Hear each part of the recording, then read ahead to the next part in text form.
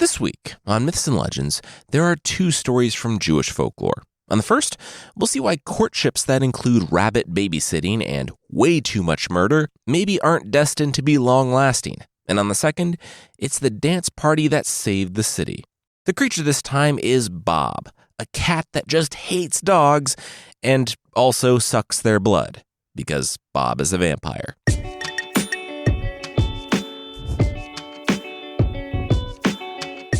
This is Myths and Legends, episode 302, Losing Hares.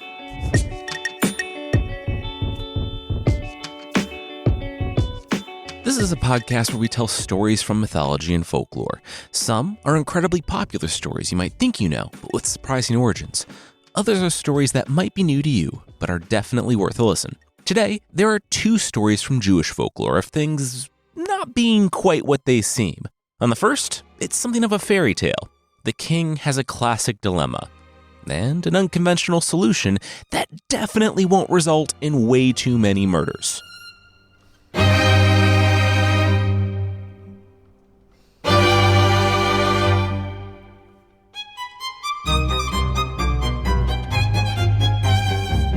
The king had a plan, and it certainly was a plan. You see, he had a daughter, and classic king dilemma, who should he marry her off to? A person of her choosing? Hilarious. Another king's son? Too much at risk sending his daughter off somewhere forever. Another king? Could be a Bluebeard situation. One of his generals? Which one? Well, this king was pretty clever. He had come up with an idea no one had ever thought of before. He was going to put this decision in the hands of fate by putting it on his daughter's finger. A ring, that is. The people, whoever wanted to marry her, had to get a ring off the young woman's finger. Whoever managed it would be his son-in-law and heir apparent. Anything goes, the king said with a smile. The men in attendance looked at each other and then made a mad dash for the tower, where the king was keeping the princess during the contest. Ooh, they were excited. All right. This was a great plan. The king giggled. What alliances would form and be broken? Who would win the prize? Oh, he could hardly wait to see how this ended. A rival general stepped up alongside the first who made it to the door and immediately took a gauntleted punch to the head. A tooth skittered to rest at the foot of the king. Okay, gents, let's keep it civil. The general ignored the king. Pointing to his men, they started kicking his rival until the man crawled away, bloody and broken. The general pointed to the door after that. He needed a battering ram. One of his men spoke up. Yeah, that probably wasn't in the spirit of the contest. The king nodded. This guy got it. Yeah, not in the spirit. The guy who spoke up immediately received his response in the form of a crossbow bolt to his chest from the general at the door. The king shrieked and ran to his chambers. The rest of the men ran and grabbed the battering ram. When they finally broke through the iron-reinforced, thick oak door, the men were climbing over each other up the steps. The general stood at the princess's door and ordered a man to kick it in. His second-in-command did, and the general strode in. He found the princess's quarters, ones that were meant to last weeks or even months for the contest, and the princess was still settling in. She rose in shock and backed up. The general rested one hand on his dagger, heavy with implication. The other he held out in front of him. The ring, please. The princess began to slip the ring from her finger when she screamed. A sword tip exploded out of the chest of the general, who slid off of it, as the general behind him, his former friend, relaxed his arm. He was sorry that his future wife had to see that. But sometimes extreme things had to be done for He didn't finish that sentence. A spear found him. His second-in-command walked forward. He had spent his entire career languishing under those fools. It was his time now. He would marry the princess, take control of the kingdom, and the world would see how powerful he truly was. He looked to the princess. The ring. Now. She fumbled a bit. Yeah, sure, just... What? Why are you waiting? Give me the ring. the lieutenant or whatever, I don't know medieval army ranking, said. The princess said she was. It was just that a knife found the gap in the lieutenant's armor. The princess breathed. There it is. The illusion of authority was the one thing keeping the room from complete chaos. And once the top 3 ranking leaders in the room were dead by the hands of the top 4, things kind of fell apart after that. People were once again climbing over each other to get to the princess.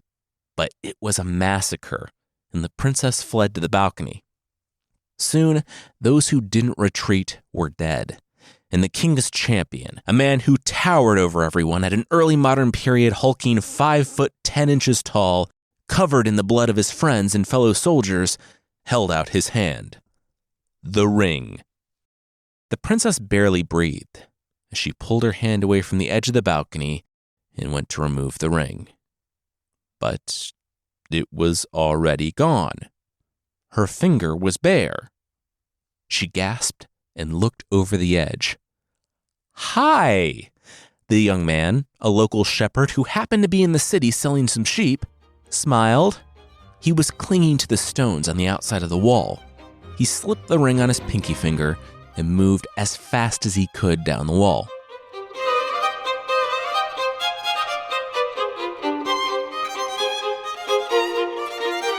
"You there! Dirty child, leave my presence or I shall have you removed," the king said to the shepherd boy. He looked around. Right. All of his guards were fighting it out for the princess's hand. That could have gone better. He looked back to the shepherd boy. "Leave or you shall be slapped vigorously by the king and..." What was that? The shepherd boy knelt before him, holding out the ring. Wait, him?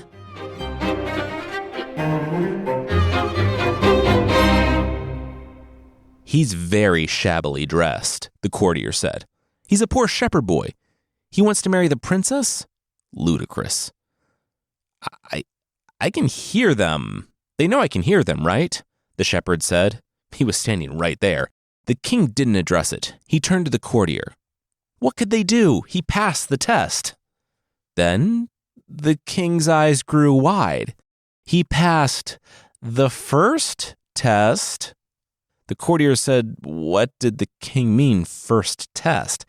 That was the No, we talked about the second one. Remember? It was always part of the plan, right? The rabbits? You know, the rabbits, George?" George, the courtier, said, "Yes, the rabbits." Did the king want to tell the shepherd what the rabbit task was? The king said, "Yes. Shepherd, rabbits, got it." He raised a finger. "To the rabbit hutches." 40 rabbits, the king said, holding the furry, terrified prey animal aloft. Managing a kingdom required attention, finesse. It was like herding rabbits.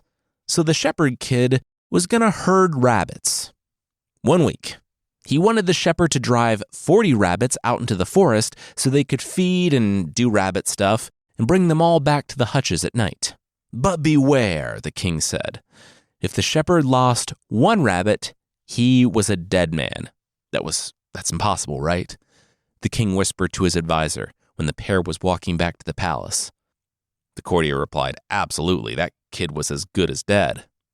The shepherd kid tended to agree with the king, especially when, the following morning, he opened up the hutches in the shadow of the wall, and the rabbits broke and ran in all directions. Welp, this had been fun. Living, that is. He figured his odds of survival were about as good on the road as they were admitting to the king that he lost the rabbits within 10 minutes of starting work.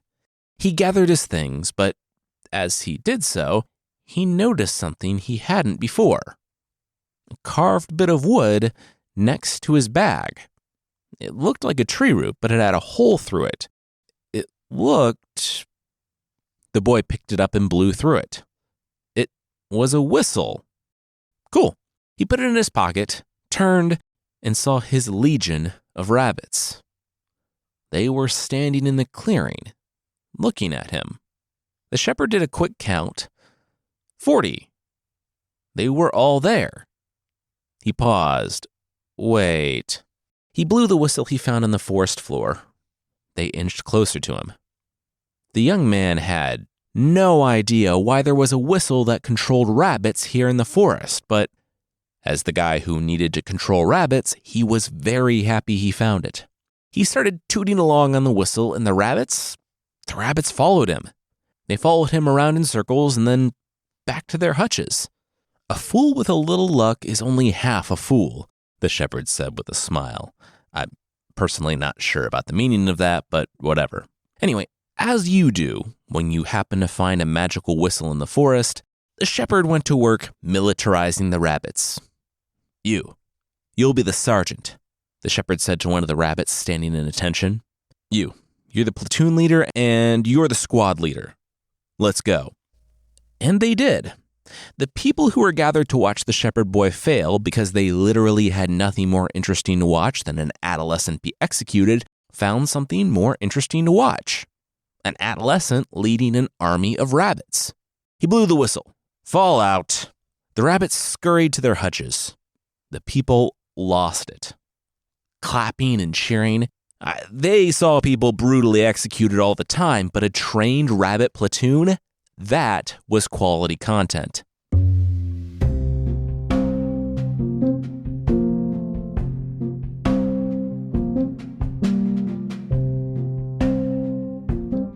Okay, I know, the king said to his queen, who said that the plan was supposed to work. The kid was supposed to fail right away.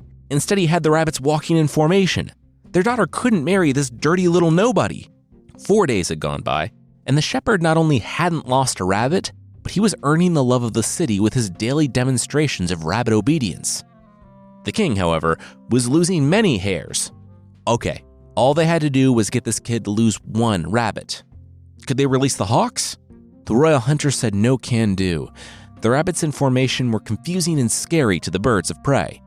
They wouldn't attack. Okay, so how about selling one? The kid grew up in poverty. Everyone likes money, right? I love money. The king said, okay, here's an idea. Bring in the royal acting troupe. 3 hours later, the king buried his face in his hands. Okay, once again, the scene is that you're a traveling merchant and you want to buy a rabbit from this kid. So you buy a rabbit. It's mostly improv. The actor, the fourth one to try out for this part, said, but what was the motivation? Is the rabbit like a representation of his father's love that he never experienced as a child? I mean, if that helps, you're just buying a rabbit. The actor waved. No, never mind. Okay, he had it. Let's do it. Let's go. Let's do the scene. The actor walked up. Hello, sir. I would like to buy a rabbit. The king groaned. Oh my gosh. They were all fired.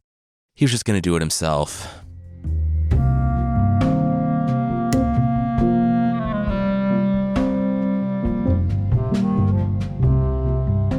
We'll see the king's acting chops, but that will be right after this.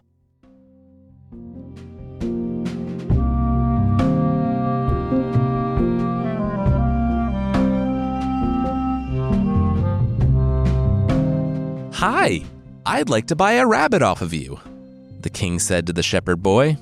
Was that really so difficult? He stepped down from his carriage and walked over to the shepherd. Yeah, those were the marching rabbits, right? The shepherd grinned, the very same, but they're not for sale. They're not even mine, they belong to the king. Oh, the king, I love him, the king said. He's just so wise and very attractive too. We the people are just like, yes, have all the power. Money and that face. Wow, he and his family can oppress us anytime they want. Am I right? Wink. The shepherd said, sure. He studied the man. Yeah, but he didn't really have need of money. Well, you have to want something. I'm a merchant. I do imports and exports. What can I get you? The shepherd thought about it. All right, here was the deal. He'd let the rabbit go for a kiss. The importer-exporter king cocked his head. Oh, this was getting a little weird. The kid furrowed his brow, kissing the rabbit, just right underneath his tail. The king rocked back on his heels. Okay. Less weird, but still super odd. But in order to not have a shepherd's son-in-law? Sure, yeah. He would kiss a rabbit. Underneath the tail. So I'm not sure if you've looked underneath an animal's tail. We have a Sheltie with bathroom issues, so I have. But it's not really the place you want to be kissing. The king steeled himself, breathed, and the shepherd gave the order. The sergeant rabbit turned and raised his tail. When the deed was done, the king scooped up the sergeant rabbit and jumped in his carriage. The shepherd waited a few minutes, long enough for the carriage to rumble safely out of view, but not long enough for it to make it to the city gates.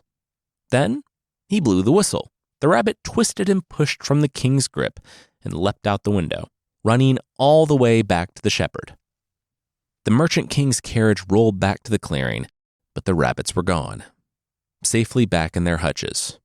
The royal rabbit counters did their work and found, yes, 40 hares.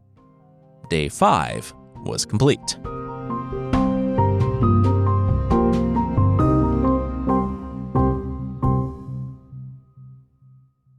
The king had been scrubbing his lips for 15 minutes. He spat the soap into the basin. He looked out of the bathroom. Hey, did they have any lye? The queen said that stuff that they use to make soap that burns your skin from those guys that were doing that club where they do the fighting down there? No. Also, he didn't answer the question. Was the shepherd kid dead? The king went back to scrubbing. No, the little punk wouldn't sell him a rabbit. Said he didn't need the money.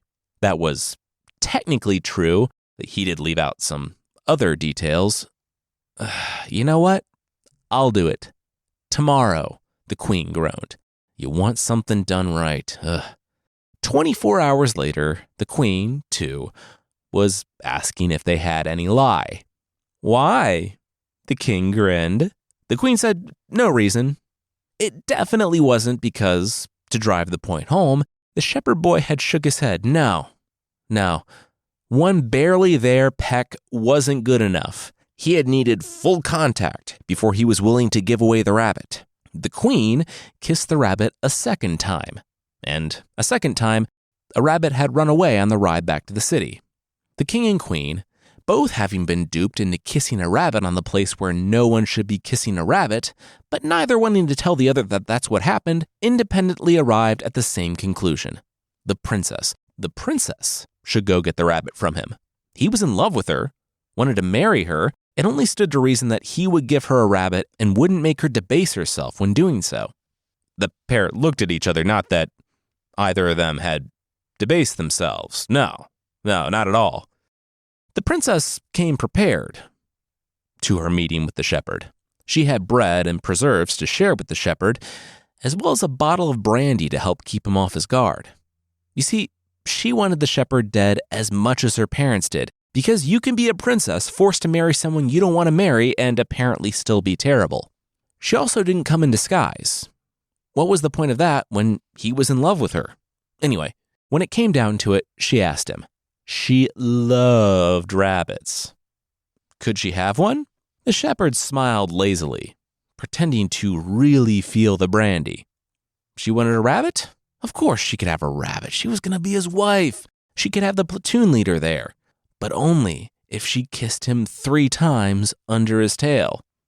The princess said that was super weird.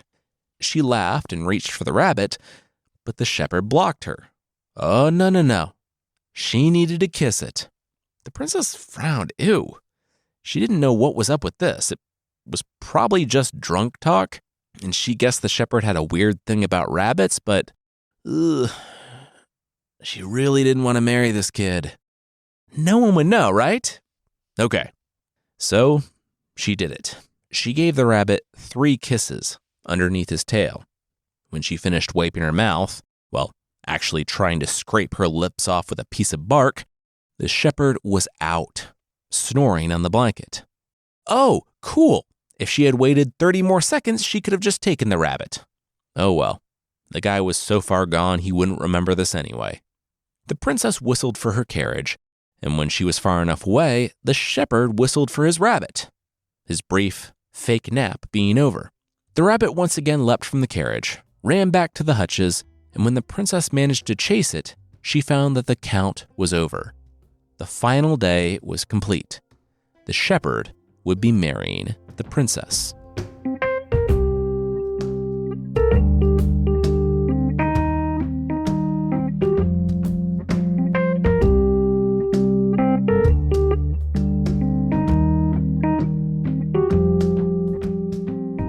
The king, queen, and princess sat on their respective thrones before the surviving nobles and generals.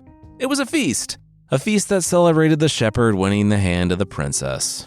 But there is one more ordeal, one more test for our young, oh-so-clever winner, the royal family said with chapped and overly red lips. The room looked around. Okay, even by medieval overprotective dad standards, this was getting a bit excessive, but the shepherd quieted them down. He met the princess's eyes. He would do anything for her love. Go through any ordeal, solve any riddle. Yes, what was the final test? The king smiled and waved out some servants. They held a large, rough sack. The young man, the shepherd, if he wished to marry the princess, was to fill this sack to the brim with words. A murmur went up. Like that was a metaphor, right? You can't fill a sack with words. The king continued.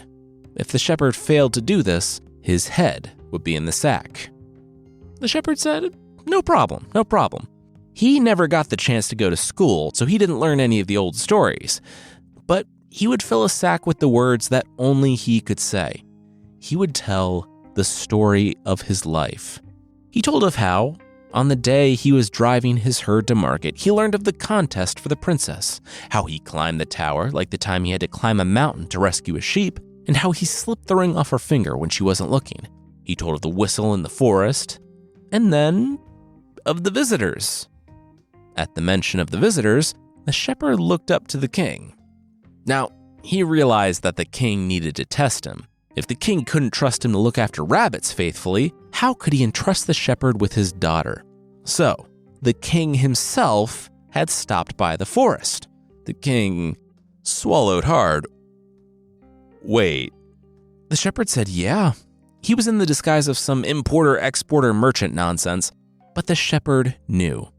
It was because royal blood radiates majesty, and not because he just talked to the guy like 3 days before and the king was a terrible actor. So, the king came seeking after a rabbit, offering an untoward sum for the creature, more money than he had ever seen in his life. But no, the shepherd wouldn't do it. He wouldn't do it for money, that is. His eyes met the king's. He could see the sweat beading on the king's forehead. No, he wouldn't do it for money. He would only do it for a kiss. Oh, wow, what do you know? The bag, full up with words. The kid could stop talking right now. All good on words. People were confused, but started to clap. Okay, that's cool, all right. And the story tells us that the king gave permission for the pair to be married. And they were not married. Because the shepherd overthrew the king and ruled, quote, long and well in his place. I wish I knew what that was about. The story literally drops it on us in the last sentence and then ends. Like, so many questions. I'm not going to say the king didn't deserve it. I sort of envisioned him like Stede Bonnet from Our Flag Means Death, but with a vicious, murderous, cruel streak. Still, though, it feels like a whole other story there. So yeah, the shepherd boy didn't marry the princess. He upended the entire system of government and ruled way better. The end.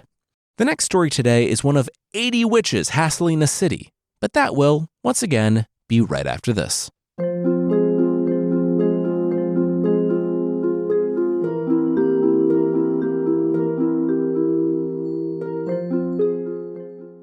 Hey, you know how your friends, that husband and wife, were turned into a bird and butterfly respectively by the 80 witches that live outside of town and constantly menace everyone? Rabbi Shimon's disciple said, breathlessly, one morning. The rabbi said, yeah. The 80 witches that lived outside of town were a huge problem. They kept the rain from falling, they turned wine into vinegar, they shriveled up cows so they wouldn't give milk, they made fires in the city go out. Like he said, they turned people into animals and stuff. It was terrible. The disciple said, well, he thought that the rabbi was the man to save the town from the 80 witches. He had a dream about it, actually. In it, Miriam, the sister of Moses, presented him with a key to give to Rabbi Shimon. It was a key to Gehenna, where the wicked are punished. It will be delivered to the rabbi soon if he failed in his vow to rid the city of the 80 witches. The rabbi said that wasn't an encouraging dream, going to the bad place if you fail to save the city, but it was prophetic. He hadn't told anyone of his vow to eliminate the witches. He breathed deep. All right, tonight they would enact his plan. The disciple knew how he was teaching 80-plus men in the city to dance, right? The disciple said, yeah, as backup dancers for the big competition coming up, right? The rabbi said that there would be no dancing competition. That was all a clever ruse. It was for witches. Gather up the combatants, and tell them to grab an iron pot and a change of clothes. Meet him at the caves.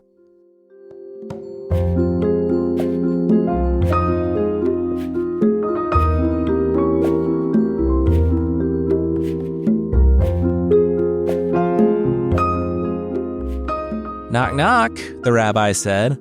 A witch answered the cave door.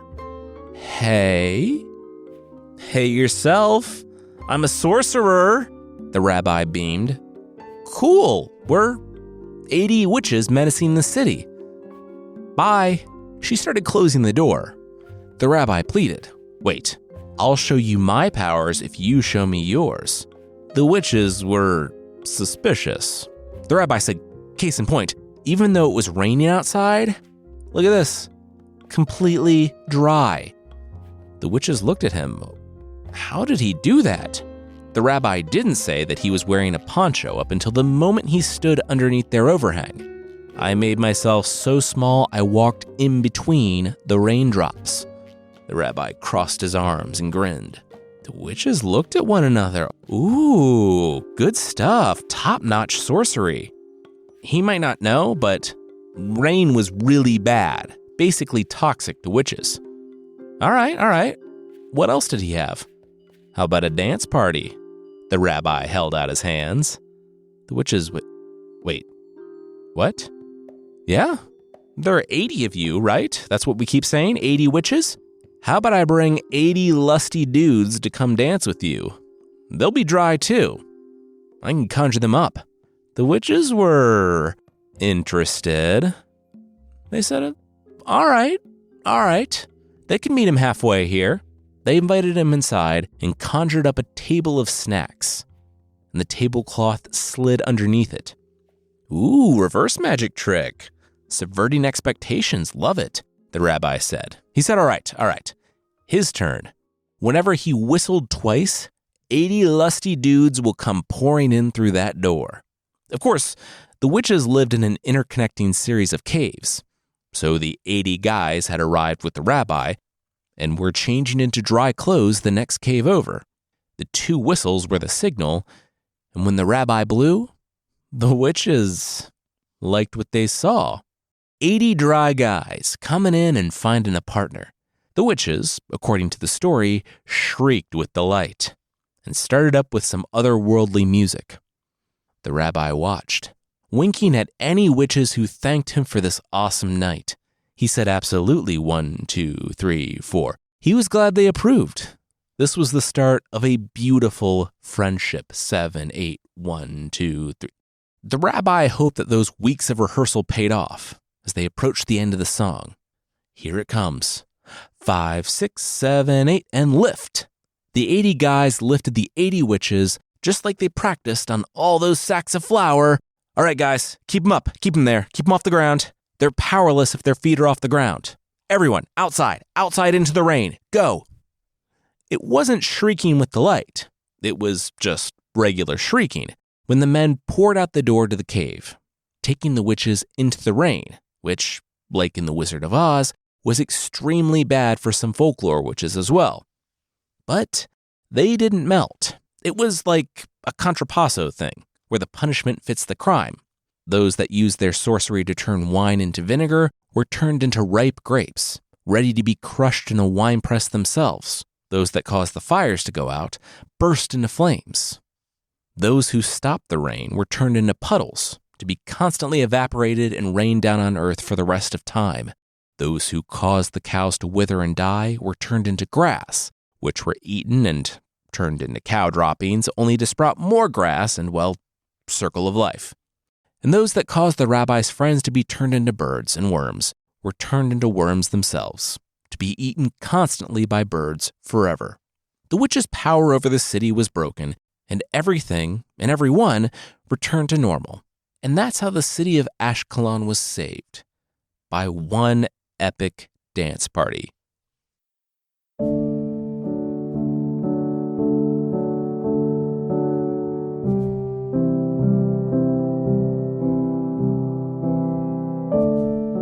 This was a fun, short little story of why you don't want to use your magic for evil and or 80 lusty dudes, or at the very least, if you do, check and see if the wizard at the front door didn't actually just bring an umbrella instead of dodging raindrops. Next week, we're back in Japanese folklore for 2 stories of people with big dreams and the monsters who stand in their way. Some are monsters from without, like the dragon sleeping on that bridge over there.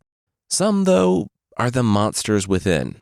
If you'd like to support the show, there's a membership thing on the site and on Apple Podcasts now.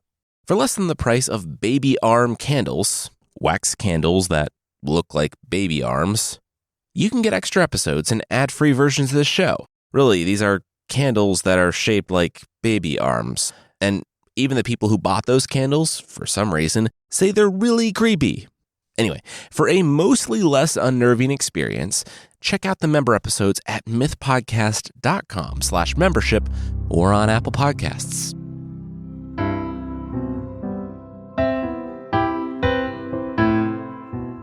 The creature this time is the Beast of Blattenboro from North Carolina in the United States. So when the paper runs the headline, "Vampire Beast Wins Battle of Blattenboro," you're living in a horror fantasy novel at this point. Stephen King is writing the plot to your life, and vampires have overrun your town.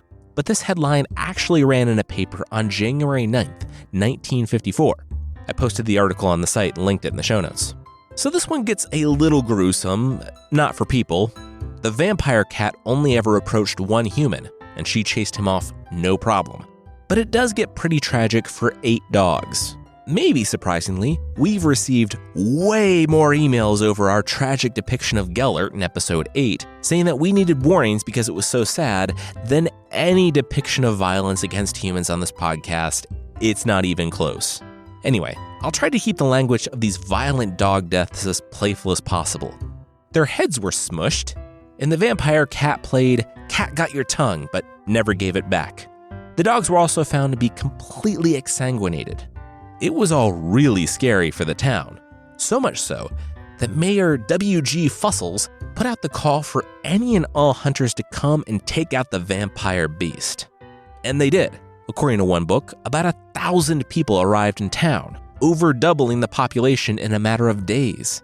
Soon, though, it became apparent.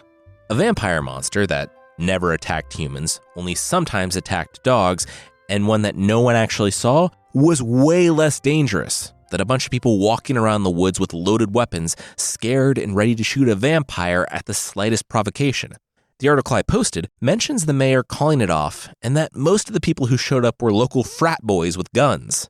Even though there wasn't a reward, the article describes the last of the hunters, the Delta Kappa Epsilon crew, going into the swamp with rifles.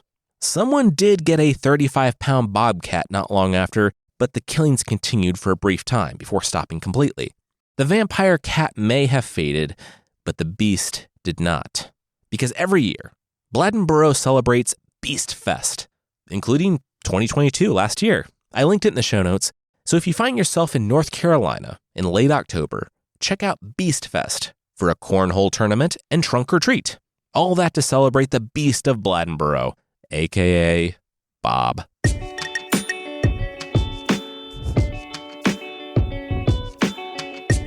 That's it for this week. Myths and Legends is by Jason and Carissa Weiser. Our theme song is by Broke for Free, and the Creature of the Week music is by Steve Combs. There are links to even more of the music we used in the show notes. Thank you so much for listening, and we'll see you next time.